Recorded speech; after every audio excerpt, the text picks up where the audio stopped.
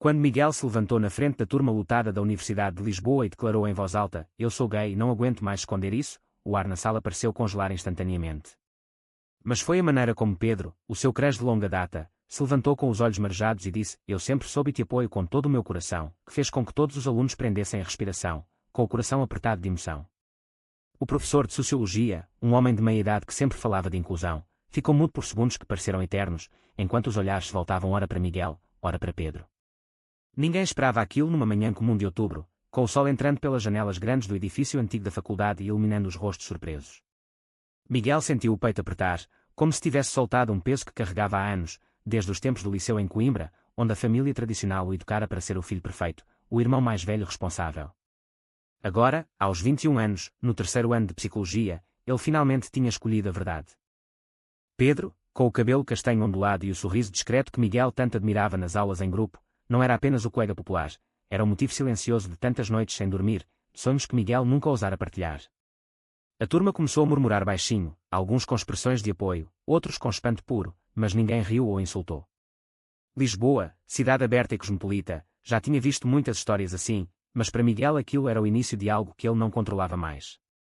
Depois da aula, enquanto os alunos saíam em grupos, Pedro aproximou-se devagar, tocando-lhe o ombro de leve. "Vamos falar fora daqui?", perguntou com a voz suave, quase trêmula. Miguel assentiu, o coração batendo forte, sem imaginar que aquela simples confissão iria desencadear uma cadeia de reações que mudaria tudo, a relação com os pais, a amizade com o melhor amigo Tiago e até a visão que tinha de si mesmo. Caminharam juntos pelo pátio da faculdade, o Tejo brilhando ao fundo, e Miguel sentiu pela primeira vez que não estava sozinho. Pedro contou-lhe em voz baixa que também lutava com questões parecidas, que o apoio não era só solidariedade, mas algo mais profundo que ele ainda não conseguia nomear. O vento fresco de outono trazia o cheiro do rio e das castanhas assadas dos vendedores ambulantes, e Miguel, pela primeira vez em muito tempo, respirou fundo sem medo. No entanto, quando chegou ao apartamento partilhado com Tiago, o telemóvel já vibrava com mensagens do grupo da turma. Alguns amigos enviavam emojis de coração, outros perguntavam se era verdade. Tiago, que chegara mais cedo, esperava na cozinha com uma expressão misturada de surpresa e preocupação. "Cara, tu podias ter-me dito antes", murmurou, abraçando com força. Miguel sorriu, mas por dentro sabia que o mais difícil ainda estava por vir, a chamada para casa, para os pais em Coimbra, onde o pai trabalhava na fábrica e a mãe era professora de escola primária, ambos católicos praticantes que nunca tinham falado abertamente sobre o tema. A noite caiu devagar, e Miguel ficou horas a olhar para o ecrã do telemóvel, adiando o inevitável. Pedro enviou uma mensagem simples: "Estou aqui se precisares". Aquelas palavras aqueceram-lhe o peito como nunca. No dia seguinte, a faculdade parecia a mesma, mas Miguel já não era. Os olhares eram diferentes, alguns curiosos, outros solidários, e ele caminhava com a cabeça mais erguida, sentindo que tinha dado o primeiro passo para se tornar inteiro. Pedro encontrou-o no café da faculdade, e os dois conversaram durante horas sobre sonhos, medos e o que significava ser verdadeiro num mundo que ainda julgava em silêncio. Miguel contou-lhe sobre a infância em Coimbra, as piadas no liceu que o magoavam sem ele reagir, e Pedro ouviu com paciência, partilhando também as suas próprias dúvidas. O sol da tarde entrava pela janela, pintando os rostos de dourado, e Miguel sentiu que algo novo nascia entre eles, algo que ia além da amizade. Quando se despediram, Pedro apertou-lhe a mão um segundo a mais do que o normal, e Miguel soube que a reação daquele dia não tinha sido apenas apoio, tinha sido o começo de uma ligação que nenhum dos dois esperava. A semana passou depressa, com provas e trabalhos, mas o rumor espalhou-se para além da turma. Alguns professores comentaram em privado, elogiando a coragem, enquanto outros alunos do curso de Direito paravam no corredor para dizer que o respeitavam. Miguel sentiu-se mais leve, mas a sombra da família pairava. Tiago, o melhor amigo desde o primeiro ano, começou a mostrar sinais de desconforto subtil, evitando certos assuntos e olhando de lado quando Pedro aparecia. Miguel ignorou no início, achando que era apenas choque passageiro. No fim de semana, decidiu finalmente ligar para casa. A voz da mãe ao telefone era calorosa como sempre, perguntando pelas notas e pela saúde, até que Miguel, com a garganta seca, soltou as palavras: "Mãe, eu sou gay". O silêncio do outro lado da linha foi pior do que qualquer grito. A mãe gaguejou algo sobre não entender, pediu para ele repetir, e depois chorou baixinho. O pai, que pegou no telefone, foi direto: "Isso é uma fase, filho. Volta para casa no feriado e falamos". Miguel desligou com as mãos a tremer, sentindo o peito apertar de novo. Pedro apareceu no apartamento nessa mesma noite, sem ser convidado, com uma garrafa de vinho do Douro e um sorriso tímido. "Não estás sozinho", disse simplesmente, e os dois sentaram-se no sofá a conversar até de madrugada. Miguel contou-lhe tudo, as lágrimas que não conseguira derramar antes, e Pedro ouviu, limpando-lhe o rosto com a manga da camisola. Pela primeira vez, Miguel sentiu que o amor não era só uma palavra distante, mas algo palpável, presente naquela sala simples em Lisboa. A cidade dormia lá fora, com as luzes do castelo de São Jorge brilhando ao longe, e ele soube que a jornada apenas começara. No dia seguinte à conversa com os pais, Miguel acordou com uma mensagem de Pedro: café na praça. Preciso ver o teu sorriso. Ele sorriu apesar do peso no peito, vestiu-se rapidamente e saiu para o ar fresco de Lisboa. A Praça do Comércio estava cheia de turistas e estudantes, o rio Tejo refletindo o céu azul, e Pedro esperava-o num banco, com 2 cafés quentes nas mãos. Conversaram sobre coisas leves primeiro, as aulas, o novo filme no cinema, o festival de música que se aproximava, mas logo o tema voltou. Pedro confessou que a reação na aula não tinha sido impulsiva, há meses que observava Miguel, admirando a sua inteligência e a forma como ele se esforçava para ser perfeito para todos. Eu também tenho medo, admitiu Pedro baixinho, olhando para o rio. Os meus pais em Porto são mais abertos, mas ainda assim. Miguel sentiu uma onda de alívio misturada com ternura. Eles passaram a tarde a caminhar pela Baixa, parando em livrarias antigas e provando pastéis de nata, e Miguel percebeu que a presença de Pedro tornava tudo mais suportável. Em casa, Tiago esperava-o com uma expressão séria. Olha, eu apoio-te, mas o teu pai ligou-me. Quer que eu te convença a pensar melhor? Miguel sentiu o chão faltar. Tiago, o amigo de sempre, tinha sido contactado pelas costas. A conversa durou horas, cheia de mal-entendidos. Tiago dizia que era preocupação, Miguel via traição. No fim, Tiago pediu desculpa, mas o estrago estava feito. Miguel saiu para o corredor do prédio, ligou para Pedro e chorou pela primeira vez em voz alta. Pedro veio imediatamente, abraçando-o sem dizer nada, e os dois ficaram ali, encostados à parede, ouvindo o barulho distante do trânsito. Na universidade, as coisas mudavam depressa. Alguns colegas do curso de Psicologia convidaram Miguel para um grupo de apoio LGBT que se reunia semanalmente num café perto da faculdade. Lá, ele conheceu rapazes e raparigas de várias partes do país, cada um com a sua história de luta interna. Uma rapariga de Faro contou como a família a expulsara temporariamente, um rapaz de Braga falou do silêncio doloroso em casa. Miguel partilhou a sua, e sentiu que pertencia a algo maior. Pedro começou a aparecer mais, sentando-se ao lado dele nas aulas, trocando olhares discretos que faziam o coração de Miguel acelerar. Uma tarde, depois de uma prova difícil, caminharam até ao mirador da Senhora do Monte, com Lisboa inteira aos pés deles. Pedro pegou na mão de Miguel por um segundo, só para a soltar logo a seguir, com um sorriso tímido. Ainda não estou pronto para tudo em público, mas contigo eu quero tentar. Miguel assentiu, entendendo o medo. Nessa noite, ligou novamente para a mãe.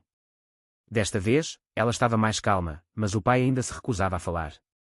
Dá-nos tempo, filho, pediu ela. Miguel prometeu, mas por dentro sentia a raiva crescer. Tiago, tentando reparar o erro, organizou um jantar com amigos comuns, mas a tensão pairava. Um deles fez uma piada sem graça sobre fases, e Miguel levantou-se e saiu. Pedro encontrou-o no parque, e os dois conversaram até tarde sobre o que significava crescer, aceitar e perdoar. Miguel começou a escrever num diário, anotando cada emoção, cada pequeno passo. A faculdade ofereceu-lhe um projeto voluntário num centro de apoio a jovens LGBT, e ele aceitou, sentindo que podia transformar a dor em ajuda. Pedro juntou-se, e juntos distribuíram folhetos e ouviram histórias. Uma noite, depois de uma sessão longa, Pedro beijou-lhe a testa de leve, um gesto simples que fez Miguel sentir que o mundo inteiro cabia naquele momento. No entanto, a pressão familiar não parava. O pai enviou uma mensagem curta: vem a casa no fim de semana. Precisamos de conversar cara a cara. Miguel aceitou, mas com o peito apertado. Pedro ofereceu-se para ir junto, mas Miguel recusou, precisava de enfrentar sozinho primeiro. O comboio para Coimbra foi longo, cheio de memórias de infância, e quando chegou, a casa parecia a mesma, mas ele já não era. A conversa com os pais durou horas. A mãe chorou, o pai gritou, depois calou-se. No fim, prometeram tentar entender, mas o ar ficou pesado. Miguel voltou para Lisboa exausto, mas mais forte. Pedro esperava-o na estação, e o abraço foi longo, silencioso. Estás aqui, murmurou Pedro, e Miguel soube que aquela era a força de que precisava. A semana seguinte trouxe mais surpresas. Tiago pediu desculpa formalmente, admitindo que o medo o fizera errar, e os dois reataram a amizade com honestidade nova. A turma começou a tratar Miguel com naturalidade, e até o professor de Sociologia o elogiou em privado pela coragem. Pedro e Miguel começaram a estudar juntos todas as tardes, e os olhares tornavam-se cada vez mais íntimos. Uma noite, no apartamento de Pedro, com a chuva batendo na janela, eles falaram sobre o futuro, viagens, carreira, vida juntos. Miguel sentiu que a revelação na aula tinha aberto portas que ele nem sabia que existiam. O outono transformou-se em inverno, e Lisboa cobriu-se de luzes natalinas que refletiam no Tejo como estrelas caídas. Miguel e Pedro passaram mais tempo juntos, partilhando refeições simples e conversas profundas sobre identidade, família e sonhos. Pedro contou-lhe sobre a adolescência em Porto, onde escondia revistas debaixo da cama e fingia namoradas para acalmar os pais. Miguel ouvia e via-se refletido. Um dia, durante uma caminhada no Parque Eduardo VII, Pedro parou e disse: "Eu gosto de ti, Miguel. Mais do que como amigo." O coração de Miguel saltou, e eles trocaram o primeiro beijo tímido, escondidos atrás de uma árvore, com o frio do vento a curar-lhes as faces. Foi doce, cheio de promessas, sem pressa. Mas a vida não parava. O projeto no Centro de Apoio ganhou visibilidade, e Miguel foi convidado para falar numa pequena conferência universitária. Pedro sentou-se na primeira fila, orgulhoso, e quando Miguel terminou, o aplauso foi genuíno. No entanto, Tiago começou a afastar-se novamente, desta vez por ciúmes disfarçados, via o tempo que Miguel dedicava a Pedro e sentia-se excluído. Uma discussão explodiu no apartamento. Tiago acusou Miguel de mudar, de abandonar a amizade antiga. Miguel defendeu-se, explicando que crescer não significava abandonar, mas Tiago saiu batendo a porta. A solidão voltou por dias, até Pedro o convencer a falar com Tiago outra vez. A reconciliação foi lenta, cheia de lágrimas e pedidos de desculpa. Em Coimbra, os pais ligavam esporadicamente. A mãe enviava receitas por mensagem, sinal de que tentava aceitar, mas o pai mantinha o silêncio. Miguel decidiu ir novamente no Natal, levando Pedro consigo desta vez. A viagem de comboio foi tensa, mas Pedro segurou-lhe a mão o tempo todo. Em casa, o jantar foi estranho, o pai mal falou, a mãe serviu comida em excesso como sempre. Depois, Miguel e o pai conversaram no jardim. O pai admitiu o medo de perder o filho, de não saber como explicar aos vizinhos. Miguel ouviu, explicou, e pela primeira vez o pai chorou. Não foi aceitação total, mas um começo. Voltaram para Lisboa mais leves. A universidade organizou um evento de sensibilização, e Miguel e Pedro apresentaram juntos um workshop sobre saúde mental e orientação sexual. Os participantes aplaudiram, e Miguel sentiu orgulho verdadeiro. No entanto, um mal-entendido quase destruiu tudo. Um colega de turma, invejoso, espalhou que Pedro também era gay e que usava Miguel como disfarce. Pedro ficou furioso, quase brigou, mas Miguel acalmou, conversaram noite adentro, decidindo enfrentar juntos. Tiago, agora totalmente ao lado, defendeu-os publicamente. O rumor morreu depressa, mas deixou cicatrizes. Pedro propôs uma viagem curta a Sintra para respirar. Lá, entre castelos e florestas, eles caminharam de mãos dadas abertamente pela primeira vez, sentindo a liberdade. Miguel escreveu no diário: "Hoje aprendi que o amor não esconde, ele revela." De regresso, a rotina voltou, mas mais forte. As aulas, o voluntariado, os momentos roubados com Pedro. A mãe ligou para dizer que o pai tinha lido um livro sobre o tema e queria conhecer Pedro no próximo feriado. Miguel sorriu ao telefone, sentindo que as peças começavam a encaixar. No entanto, uma crise maior aproximava-se. O pai de Miguel sofreu um problema de saúde, e ele teve de voltar a Coimbra por semanas. Pedro foi junto, apoiando em silêncio.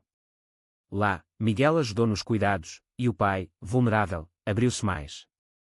"Eu só queria o melhor para ti, filho." Miguel chorou, abraçando-o. Quando voltou a Lisboa, Pedro esperava-o com flores e um jantar caseiro.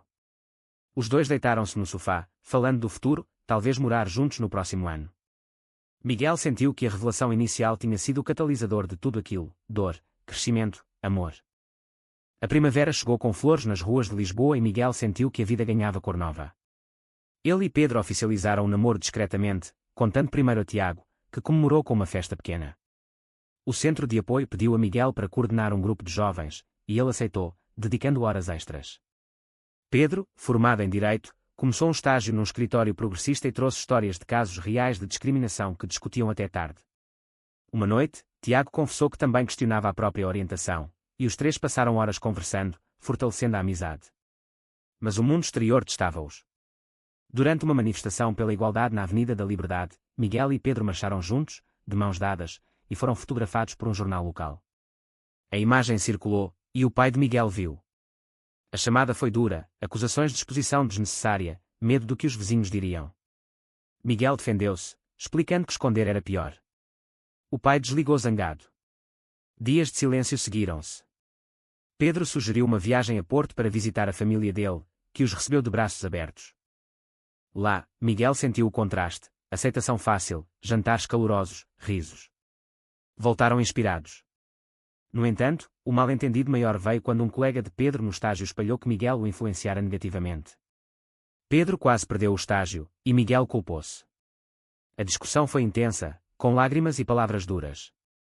Pedro saiu de casa, e Miguel passou a noite em claro, questionando tudo. Tiago mediou, lembrando que o medo falava mais alto. Eles reconciliaram-se no Miradouro, pedindo desculpa e prometendo comunicação melhor.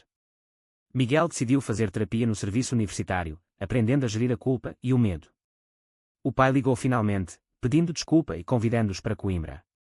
A visita foi tensa mas honesta. O pai apertou a mão de Pedro e disse: "Se ele te faz feliz, eu tento." Não era perfeito, mas era progresso. Miguel sentiu o peso aliviar.